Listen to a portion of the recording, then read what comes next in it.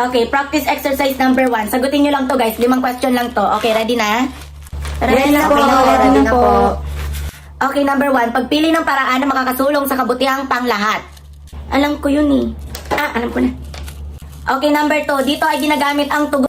Ma'am, ang bilis naman po. May lakad po ba tayo? Pinareview ko kasi kayo kagabi. Ano ba kasi pinagagawa ninyo?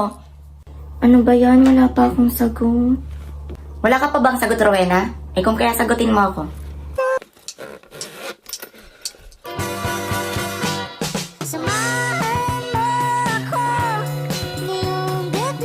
Maglandian ba? Ma'am, yung number 2 hindi pa po tapos basahin. Nabasa ko na kanina. Paano kasi hindi kayo nakikinig? Number 3. Ay, tagyata si ma'am ngayon. Number 3, masusing pagpili sa mga opisyal na pagpili. Ba't parang ang ganda mo ngayon, Rowena? Uy, salamat. Nagpaganda talaga ako ngayon kasi pilian kung sino ang sasaktan ko dito. Maglandian na lang kaya tayo dito. Huwag na tayo mag-exam. Sorry po. Sorry po, ma'am. Huwag na kasi makipagsabayan. Ilang beses ko kasi sa inyo sinabi na mag-review. Mag-review, mag-review. Ano kasi ginawa niyo kagabi? So, wala magsasalita sa inyo? Pass the paper!